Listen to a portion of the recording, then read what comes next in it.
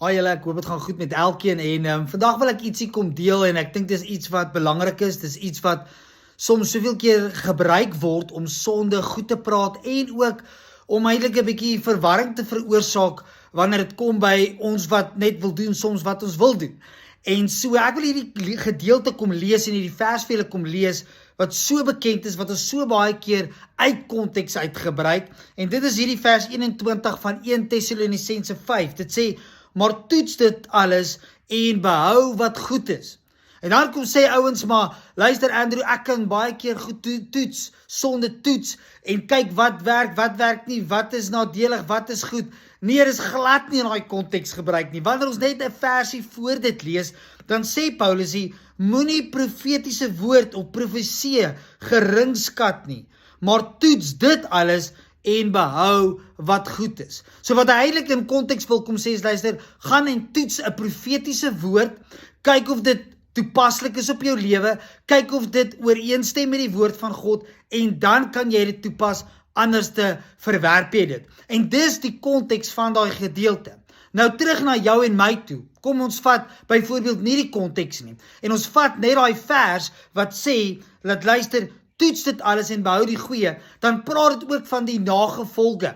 Baie keer kan ek en jy, sonder dat ons iets hoef te toets, kan ons sien wat is die nagevolge, wat is die uitwerking van iets. Byvoorbeeld, as iemand dronk bestuur, kan ons sien, luister, dit gaan 'n ongeluk veroorsaak, dit kan skade veroorsaak, ensovoorts, so ek hoef nie ook dronk te bestuur nie. Ek hoef ook nie dronk te word nie, want ek kan sien hoe dit huwelike vernietig, hoe dit kinders se lewe vernietig. Dieselfde met buiteegtelike verhoudings, wat ook al dit mag wees, sonde oor die algemeen vernietig. En ek kan kyk na die nagevolge en ek kan kyk na die uitwerking en vanuit dit kan ek dan die keuse maak of ek dit gaan doen of nie. En hopelik kies jy die regte keuse om dit nie te doen nie. En so wil ek kom sê vandag, mag ek en jy nie net sê, ja, die Bybel sê, toets alles en behou die goeie nie. Nee, ons vat dit uit konteks uit. Hy sê eintlik vir ons, eerstens is dit profetiese woord waarvan hy praat, en nommer 2, wanneer ons iets kan sien,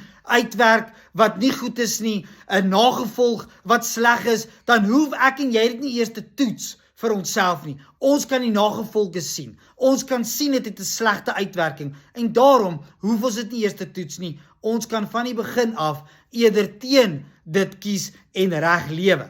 Nou saam met dit wil ek ook Halloween inbring. Baie mense vra vir my, maar Andrew, is Halloween reg? Mag ons dit vier as kinders van die Here? Dis tog net 'n event, dis tog net 'n lekker aand, wat ook al, ons gaan net 'n bietjie partytjie hou. En daarmee wil ek weer kom sê, dat wanneer ons kyk na Halloween, dan vier dit die dood.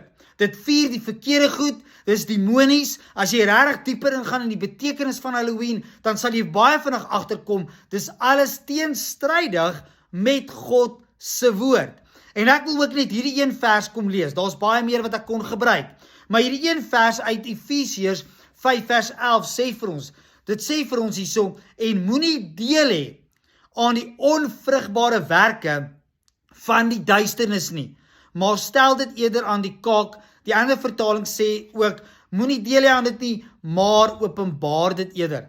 En so wil ek kom sê, ons as kinders van die Here is kinders van die lig. En ons moet ons besig hou met die goeie werke van die lig en besig hou met God se koninkryk. Nie besig hou met die duisternis nie, nie deel hê aan die wêreld se onvrugbare praktyke nie. Maar mag ek en jy ons lig skyn. Mag ek en jy daai keuses maak wat lig en sout is en wat vrug sal oplewer, nie die verkeerde goed nie. So blessings vir elkeen van julle. Maak daai regte keuse. Moenie alles toets nie. As jy sien dit is onvrugbaar, as jy sien dit het nagevolge, as jy sien dit het 'n slegte uitwerking, hoef jy dit nie te toets nie. Die uitwerking praat van self dat dit nie goed is om dit te doen nie. Blessings vir julle en mag hierdie woord julle ook help vandag in Jesus se naam.